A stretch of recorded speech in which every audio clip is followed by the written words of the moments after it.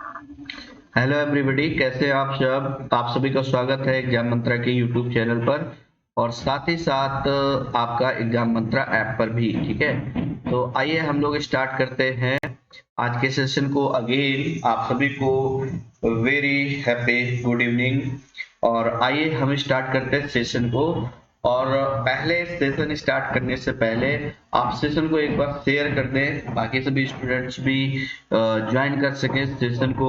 और ये सेशन आपका उन सभी स्टूडेंट्स के लिए है जो एसएससी के एग्जाम की प्रिपरेशन कर रहे हैं। ठीक है, एयरफोर्स के स्टूडेंट्स के लिए प्रैक्टिस सेशन मैंने स्टार्ट कर दिया है और ऑलरेडी टीटी के जो भी स्टूडेंट्स हैं उनके लिए भी सेशन लगातार चल रहा है रात 10 बजे से। तो आप अपने अकॉर्डिंग, जैसे आपकी नीड है उस अकॉर्डिंग आप बैच को कंटिन्यू कर सकते हैं। ठीक है, और वो कैब बैच मॉर्निंग में 7 AM पर स्टार्ट कर दिया है आज से मैंने।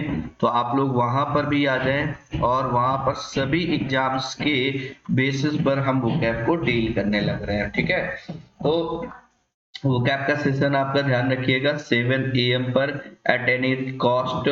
ठीक है, आपको अटेंड करना है 7 AM पर। ठीक है, डेली है ये आपका, पर डे है। ठीक है, तो आप टाइम निकाल लें, जो भी हाफ एन आवर का जो भी वीडियो होगा वो आपको अटेंड करना है। चलिए, तो क्वेश्चन नंबर 21 शायद डिस्कस कर लिया था, 22 भी डिस्कस कर लिए थे।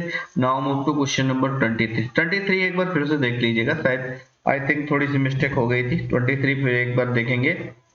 देखिए, the seeds of the wheat plants were too heavy for the weak farmer to carry them on his head। ठीक है, या फिर मुझे लगता है यहीं से स्टार्ट ही करना था। तो एक बार कमेंट करके आप बता दीजिएगा, बाकी हम सेशन को स्टार्ट करते हैं।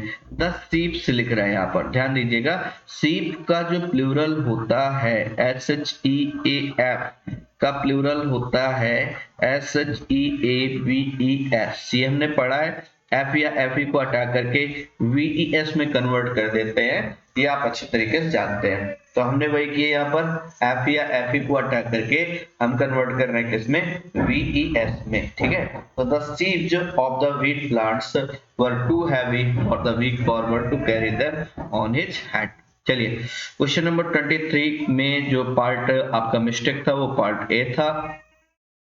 24 की अगर हम बात करें, the population of India is divided into two classes, haves and haves not. ठीक है, तो इसको अगर आप समझोगे तो एक तरीके की जो एक तरीके का जो वर्ग होता है, एक तरीके की जो क्लास होती है ना, उसको उसके लिए यहाँ पर ये पूछने की कोशिश कर रहा है कि यहाँ पर हम कौन सा वर्ड यूज करें। ठीक है, तो वैसे हैव नॉट या ये हैव जो नॉट लिख रहे हो, इसकी जगह आपको लिखना पड़ेगा हैव नॉट्स। Have nots. और ये क्या होता है, जो समाज का बहुत ही रहित वर्ग होता है उसके लिए हम इस वर्ड का यूज करते हैं। समझ आ रही बात भाई? ठीक है, क्लियर है। तो इसके लिए हमें फ्रेजेस सही यूज करना था, और कई बार नाउन जो होते हैं वो सही तरीके से हम यूज नहीं कर पाते हैं, उस वजह से भी सेंटेंस में प्रॉब्लम आ जाती है। ठीक है, चलिए क्वेश्चन नंबर 25 में आ जाए। 25 जरा ध्यान से देखेंगे। 25 में अगर हम डिस्कस करें तो यहाँ पर ध्यान दीजिएगा, ये लिख रहा है all his sister in laws, ये ऐसे लिख रहा है। ऑल लिख रहा है, ऑल के साथ are extremely cooperative and she doesn't miss her real sisters at all. ये स्टेटमेंट हमारा लिख रहा है। ठीक है, इसको हम कुछ किस तरीके से सॉल्व करेंगे वो समझिएगा, थोड़ा सा ध्यान दीजिएगा। ठीक है, अब इसको किस तरीके से आप सॉल्व करोगे, क्योंकि ऑल लगा है यहाँ पर। ठीक है, तो यहाँ पर सिस्टर इन लॉज लिख रहा है ना, तो प्लूरल आपको बनाना है। कंपाउंड नाउन है, मैंने आपको कंपाउंड नाउन का प्लूरल बनाना सिखाया था। गाइस, याद है कि हम लोगों ने कंपाउंड नाउन का प्लूरल बनाना सीखा था। ठीक है, और जब हमने प्लूरल बनाना सीखा था तो यहाँ पर हम सिस्टर इन लॉज ना लिख करके हम यहाँ पर क्या लिखेंगे, सिस्टर्स इन लॉ। इसको ऐसे लिखेंगे, सिस्टर्स इन लॉ। ठीक है, ये इस तरीके से लिख लेंगे। चलिए, तो बात समझ आ गई। तो यहाँ पर प्लूरल हम हमेशा मेन वर्ड का बनाते हैं, ये बात मैंने आपको बताई थी कि जब कभी भी कोई कंपाउंड नाउन लिखा हो और वहां पर हमें प्लूरल बनाना हो तो हमेशा मेन वर्ड पर फोकस करते हैं। Which is the main word, कौन सा मेन वर्ड है उसका हम प्लूरल बनाएंगे। ठीक है, गॉट इट। तो यहाँ पर भी हमारा पार्ट जो इनकरेक्ट था वो पार्ट इनकरेक्ट था, ए पार्ट में एरर थी।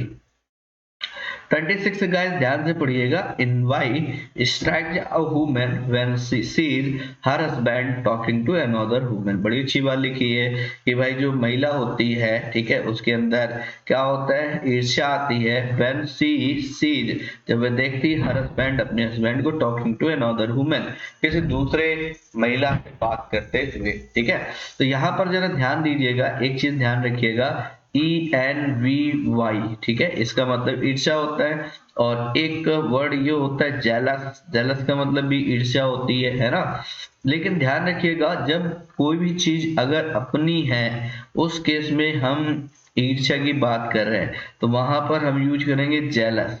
अदरवाइज हम यूज करेंगे, जब वस्तु स्वयं अपनी नहीं है, तो वहां पर हम यूज करेंगे इनवाई।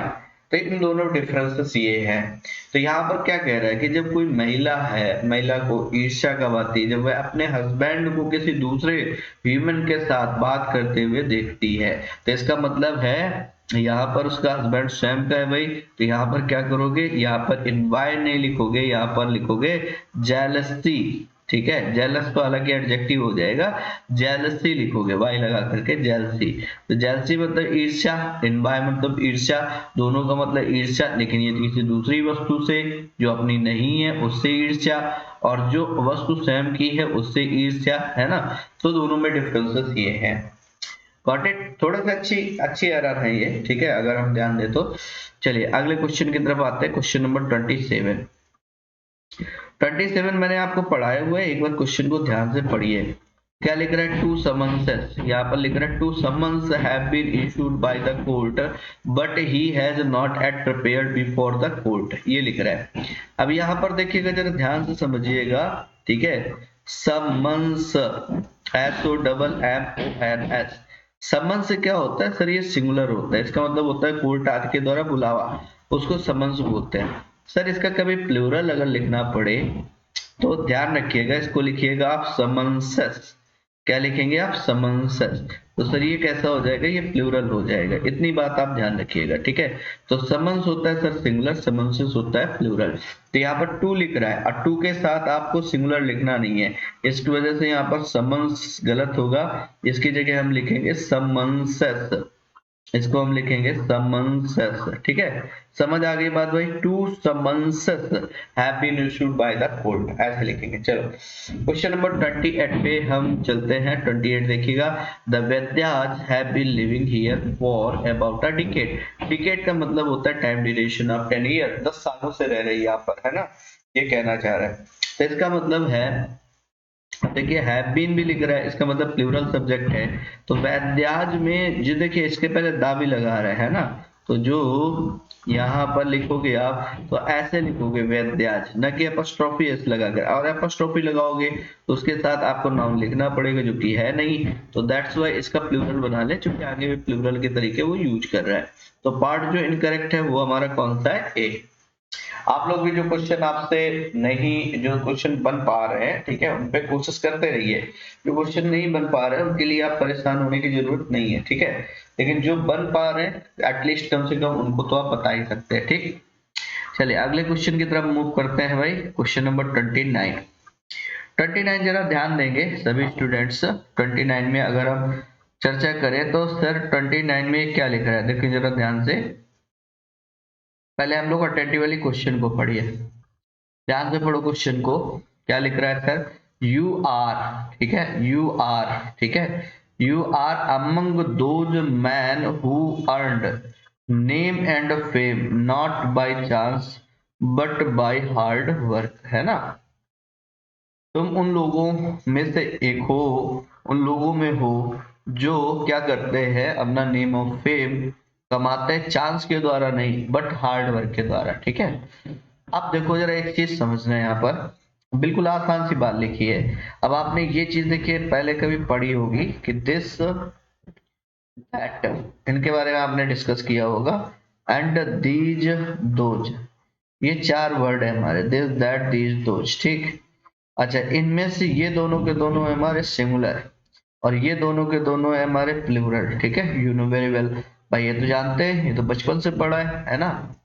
और देखिएगा अब इसमें है क्या कि इसके साथ अगर कोई नाउन लिखोगे और अगर आप इसके साथ कोई नाउन लिखते हैं तो चूंकि ये सिंगुलर है तो इसके साथ ये भी सिंगुलर होगा, ये प्लूरल है तो इसके साथ भी ये प्लूरल होगा। तो यहाँ पर क्या लिख रहा है देखो जरा ध्यान से, दोज, दोज के साथ क्या लिख रहा है, मैन, MAN।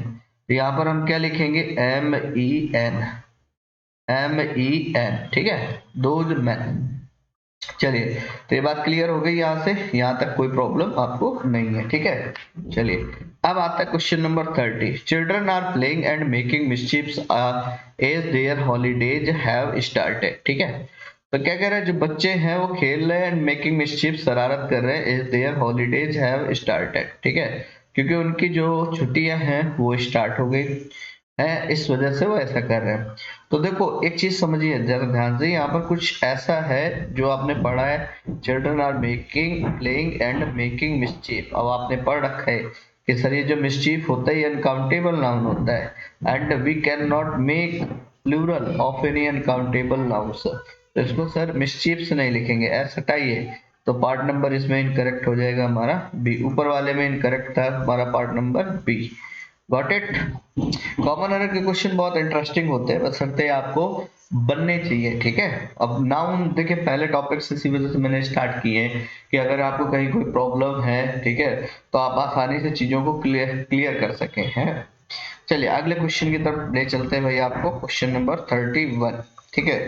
क्वेश्चन देखते ही बहुत सारे बच्चे आंसर दे देंगे। देखिए आप में से कौन कौन बच्चा बता पा रहा है, देखते जरा, कोशिश करिए भाई इस क्वेश्चन का आंसर देने के लिए। क्या कह रहा है, sheeps are economically useful and so they are reared for wool and meat, ये लिख रहा है। तो यहाँ पर सही आंसर क्या होगा, इस चीज को समझे जरा।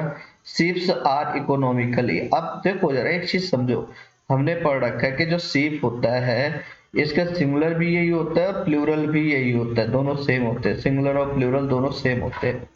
तो यहाँ पर जो सीप से लिख रहा है ये गलत हो जाएगा, इसको सीप ही लिखोगे आप, तो एस को ड्रॉप करना पड़ेगा। एस ड्रॉप करोगे तो यहाँ पर राइट आंसर होगा आपका पार्ट, जो गलत है वो पार्ट है आपका ए, सीप आर इकोनॉमिकली। अब आर यूज कर सकते हो क्योंकि प्लूरल भी वही होता है उसका। बताओ भाई, आप कमेंट करो यहाँ तक, अगर कहीं कोई समस्या है, कोई दिक्कत है। गुड इवनिंग टू ऑल, ठीक है। बताए यहाँ तक अगर आपको कहीं कोई समस्या लग रही है, कोई दिक्कत लग रही है तो बताए। क्वेश्चन अगला देखिएगा जरा ध्यान से, ठीक है, फिर मैं आगे बढ़ रहा हूँ। देखो जरा, आई रीड द लेटर, ठीक है, and made him aware of it's content. अब यहाँ पर जो बच्चे इसका डिफरेंस जानते हैं वो बड़े आसानी से सॉल्व कर लेंगे। कंटेंट एंड कंटेंट्स, ये लिख रहा है, कंटेंट एंड कंटेंट्स। कंटेंट आपकी वर्ब है, कंटेंट्स आपका नाउन है। जहां पर नाउन के रूप में यूज किया जाए वहां पर आएगा कंटेंट्स, जहां पर वर्ब के रूप में यूज किया जाए वहां आएगा कंटेंट। तो यहाँ पर क्या करोगे आप, यहाँ पर करोगे, देखिए यहाँ पर इट्स लगा है, पजेसिव लगा है, और आपको पता है, क्या पता है कि पजेसिव के बाद हम नाउन का यूज करते हैं, वर्ब का यूज नहीं करते हैं। तो राइट आंसर यहाँ पर क्या होगा, कंटेंट्स। तो I read the letter and made him aware of its contents, ठीक है। चलिए यहाँ तक कहीं कोई प्रॉब्लम नहीं है आपको, ठीक। चलिए ओके, इसके बाद आता है क्वेश्चन नंबर हमारा 33। 33 में अगर हम ध्यान से देखें, ठीक है, 33 में अगर हम ध्यान से देखें तो इसमें अगर हम ध्यान से देखेंगे तो बड़े आसानी से कर पाएंगे। I shall not go to party tonight since I have many works to complete before I give presentation tomorrow। बताओ भाई, कोशिश करो इसमें, इसमें मेरे ख्याल से सभी लोग आंसर दे पाएंगे इसका। और आंसर क्या है, बिल्कुल आसान है, वर्क अनकाउंटेबल नाउन है और we can not make plural of any uncountable nouns. तो यहाँ पर क्या करोगे, वर्क्स नहीं लिखोगे, यहाँ पर वर्क आएगा आपका, ठीक है। तो I have complete many works, अब मैनी भी हटाना पड़ेगा क्योंकि ये अनकाउंटेबल है, और अनकाउंटेबल नाउन के साथ हम क्या लगाते हैं, मच। तो ये हो जाएगा since I have completed much work to complete. Question अगला है 34, one must be always true to one's words if one wants to get respect from everyone, ठीक है, ये लिख रहे हैं कि इंसान को क्या करना चाहिए, हमेशा अपनी बात का धनी होना चाहिए, ठीक है। ताकि वो दूसरों से भी रिस्पेक्ट पा सके भाई, ठीक है। तो देखो यहाँ पर वर्ड का मतलब शब्द नहीं है, देखिए वर्ड के दो मीनिंग होते हैं, इसको यहाँ से समझ लीजिए। वर्ड के दो मीनिंग कौन कौन से होते हैं? वर्ड का एक मीनिंग शब्द होता है, और वर्ड का दूसरा मीनिंग आपका प्रॉमिस के कंटेक्स्ट में आता है। तो वर्ड का मतलब प्रॉमिस भी होता है, ठीक है। तो जब इस केस में आता है तो प्लूरल नहीं बनता है, लेकिन इस केस में शब्द के केस में वर्ड का वर्ड्स लिख सकते हैं, इस केस में लिख सकते हैं, इस केस में नहीं। तो यहाँ पर क्या करोगे, इस एस को ड्रॉप करना पड़ेगा, ठीक है, क्योंकि लिख रहा है ट्रू टू वंस वर्ड्स, इंसान को अपनी बात का धनी होना चाहिए। यहाँ पर प्रॉमिस की बात कर रहा है, यहाँ पर ये शब्द की बात नहीं कर रहे हैं। अगर आप ये कहते हो शब्द के लिए सत्य होना चाहिए, ठीक है, तो फिर तो ये बात तो यहाँ पर एक्यूरेट होगी नहीं, ठीक। चलिए क्वेश्चन नंबर 35 में आते हैं। क्वेश्चन जरा ध्यान से देखिएगा, आसान सा क्वेश्चन है ये भी। अब देखिए यहाँ पर हम लोग क्या कर रहे हैं, क्वेश्चन नंबर 35 बताएं भाई, आंसर बता पाओगे? एक बार क्वेश्चन को ध्यान से पढ़ो। Even after the enchantment of several acts and provisions, we can see 5 years old boys working in hazardous factories। hazardous का मतलब बहुत ही खतरनाक, hazardous factories। देखो यहाँ से vocab याद करने के लिए एक टर्म भी आपको मिल जाएगा hazardous के साथ फैक्ट्रीज लगा करके। अब बाकी ये देखो जरा 5 years old boys, ठीक है। अब बॉयज हो गया नाउन, और यहाँ पर 5 years old जो है ये बन गया आपका एडजेक्टिव, और जब ये एडजेक्टिव बना तो यहाँ पर क्या करोगे, ईयर लिखोगे, 5 year old बॉयज, ठीक है। ओल्ड बॉय या बॉय जैसी जरूरत है वैसा कर सकते हो। तो पार्ट कौन सा हमारा इनकरेक्ट हुआ सर? पार्ट इसमें इनकरेक्ट हुआ हमारा कौन सा, बी।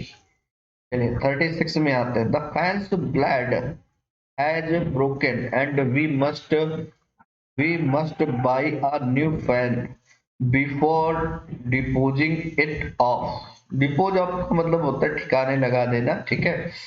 अच्छा ये जरा अगर ध्यान से देखेंगे तो स्टार्टिंग में भी आपको प्रॉब्लम दिखाई दे जाएगी कि फैन कैसा है आपका, नॉन लिविंग है, नॉन लिविंग में एपोस्ट्रोफी एस लगा दिया, तो इसका मतलब ये कैसा हो जाएगा, ये आपका हो जाएगा इनकरेक्ट।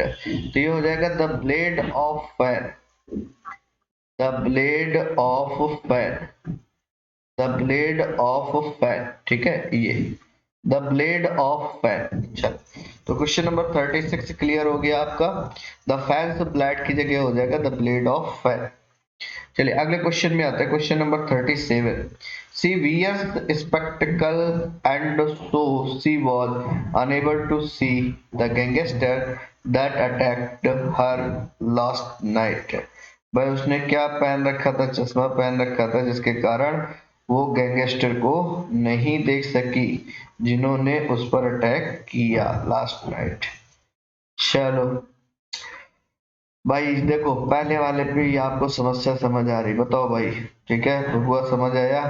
ये स्पेक्टिकल जो लिखा है ये गलत लिखा है, इसको क्या होना चाहिए था, स्पेक्टिकल्स होना चाहिए था, क्योंकि स्पेक्टिकल्स का मतलब होता है चश्मा, ठीक है। तो सी वियर्स स्पेक्टिकल्स, तो right answer will be spectacles in the place of spectacled. समझ आ रही बात भाई, चलो बहुत सही। ऑल द फर्नीचर्स, ये तो देखते ही आप टिक कर दोगे कि सर यहाँ पर गड़बड़ हो गया पार्ट ए, और यहाँ पर फर्नीचर्स नहीं होगा, यहाँ पर होगा हमारा फर्नीचर, क्योंकि ये अनकाउंटेबल नाउन है, अनकाउंटेबल नाउन का हम प्लूरल नहीं बनाते। तो यहाँ पर सही कर लो, यहाँ पर फर्नीचर्स नहीं लिख पाओगे। और ऊपर वाले में भी हमारा पार्ट ए इनकरेक्ट था, ठीक है। पार्ट कौन सा इनकरेक्ट था, ए, और यहाँ पर भी पार्ट कौन सा इनकरेक्ट है, ए। चलिए अगले क्वेश्चन में आते हैं। हाँ सही बता रहे हैं आप लोग, बिल्कुल सही जवाब दे रहे हैं। चलिए ठीक है भाई, अब देखिए इनसे इम्प्रूवमेंट हो रहा होगा, जितने ज्यादा क्वेश्चंस आप सॉल्व करोगे उतना ज्यादा इम्प्रूवमेंट आपको मिलेगा। 39, क्वेश्चन नंबर 39 की अगर मैं बात करूं तो भाई बड़े आसानी से आप क्वेश्चन सॉल्व कर लोगे। 39 कह रहा था angry mob attack the police officers when they came to raise the illegal construction। पढ़े ध्यान से। तो जैसे आपने सेंटेंस पढ़ना स्टार्ट किया और तुरंत आपने बोला कि सर समझ आ गया। क्या समझ आ गया? मैंने पूछा तो आपने बताया सर ये एंग्री मॉब गलत लिखा है। ठीक है, क्यों? क्योंकि हमने कल वाले लेक्चर में पढ़ा था कि मॉब जो होती है वो ऑलरेडी एग्रेसिव क्राउड को बोलते हैं, तो इसके साथ एंग्री मॉब नहीं लिख पाओगे, एंग्री वर्ड हटाना पड़ेगा आपको। ठीक है, डायरेक्ट द मॉब। तो मॉब ऑलरेडी, मॉब में एंग्री का सेंस है, तो एंग्री लगाने की उसमें जरूरत नहीं है। क्वेश्चन नंबर 40 की अगर हम बात करते हैं, they left their luggage at home by mistake and went to the railway station. तो दे लेफ्ट देयर लगेज, उन्होंने क्या किया? अपना लगेज छोड़ दिया, है ना। तो यहाँ पर क्या करोगे? They left their luggage. ठीक है, तो यहाँ पर क्या करोगे? इस लगेज में एस हटाना पड़ेगा। और क्यों? क्योंकि ये भी कैसा है? अनकाउंटेबल नाउन है। बताओ भाई, इतने आसान आसान से क्वेश्चन है, अब कितने आसानी से कर पाओगे आप? बताओ। पे आपके लॉजिक्स बिल्कुल क्लियर होने चाहिए इन चीजों को लेकर के, है ना।